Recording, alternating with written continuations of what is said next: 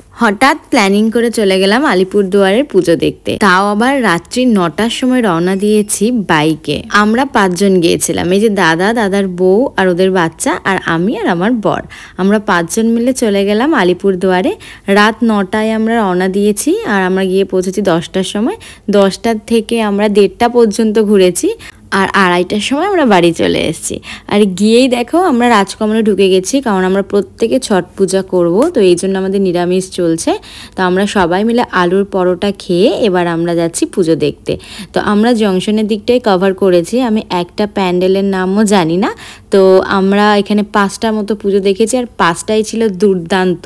আলিপুরের উপর রাস্তাটা একটু বেশি গ্যাঞ্জাম বলে আমরা ভিতর দিয়ে চলে আসলাম। আর প্রথমেই গিয়েছিলাম এই প্যান্ডেলটাতে, প্রজেক্টারে ভূতের ভিডিও চলছিল আর ভিতরে গিয়ে দেখি এত সুন্দর একটা কালী মায়ের মূর্তি। আর 1-2টো প্যান্ডেলে না ভীষণ ভিড় ছিল। তো এখানে আমরা তাড়াতাড়ি করে ফটো ভিডিও তুলে নিয়ে এবার যেটা চলে যাব সেটা সবথেকে বেশি ভয়ঙ্কর প্যান্ডেল, এই ভূতের প্যান্ডেলটা। আমরা যখন এখানে পৌঁছেছি তখন হচ্ছে প্রায় মোটামুটি 300 জনের পিছনে আমাদের লাইন ছিল। তো আমরা সেখানে ভিআইপি টিকিট কেটে এখানে ঢুকেছি। আর ঢুকেই দেখো, আমি এরপর আর কিচ্ছু বলবো না, পুরো শব্দটা তোমরা ফিল নিয়ে শোনো আর দেখো। আমার তো ভীষণ ভয় লেগেছে, তোমরা বলো এবার।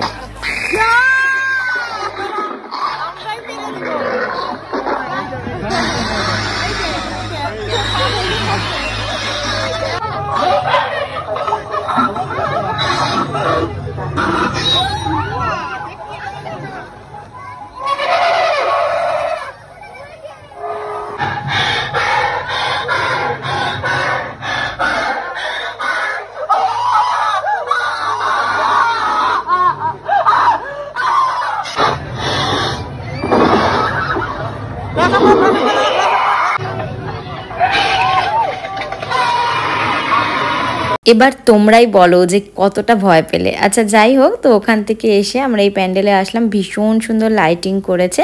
তো এখানে খুব বেশি একটা লাইটিংয়ের জন্য ফটো তোলা যাচ্ছিল না। তো আমরা ভিতরে যাব, ভিতরে গিয়ে যেটা দেখব সেটা হচ্ছে অসম্ভব সুন্দর কালী মায়ের মূর্তিগুলো।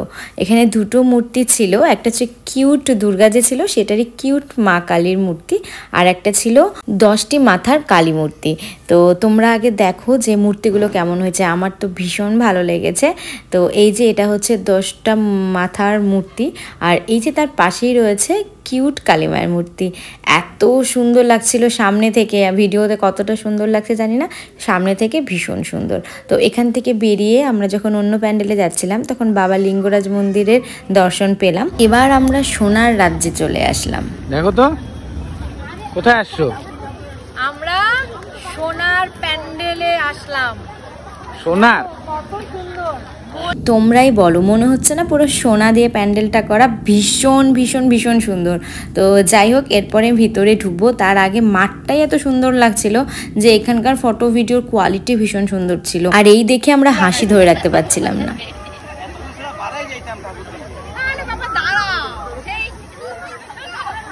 এরপর আমরা ঢুকেই দেখি লোকের ভিড়, আর লোকের ভিড়ে সত্যি কথা বলতে ফটো ভিডিও কিচ্ছু করা যায় না।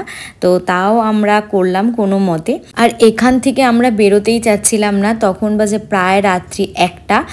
আমরা কখন বেরোবো আমরা নিজেরাই জানি না, কারণ এই জায়গাটা এত সুন্দর। তো চলো, ফার্স্টে এখানেও আমরা 2টো মা দেখতে পেরেছি। এই এক মায়ের মূর্তি, যে মূর্তিটা সামনে রাখা ছিল, আর পেছনে ছিল আমাদের কালী মায়ের মূর্তি। এটাও ভীষণ সুন্দর। গয়নাগাটি দেখেই তোমরা বুঝতে পারছো, আসলে চোখে যতটা সুন্দর লাগে সামনে থেকে ভিডিওতে অত সুন্দর আসে না। তো যাই হোক, এবার আমরা এখানে অনেকটাক্ষণ সময় ছিলাম, তখন বাজে প্রায় 1টা-1:30টা বেজে গেছে। তাও যেতে মন চাচ্ছিল না। তো ফাইনালি তো আমাদের যেতেই হবে, কারণ আমরা ফরেস্টের মধ্যে দিয়ে যাব। এই 5 জন, আমাদের একটু ভয় ভয়ও লাগছিল, কারণ অনেক জন্তু জানোয়ারও বের হয় আর লোকের তো কোনো ঠিকই নেই। তো আজকের ব্লগটা এ পর্যন্তই। জানিও তোমাদের কেমন লাগলো। দেখা হচ্ছে নেক্সট ব্লগে। চলো, টাটা।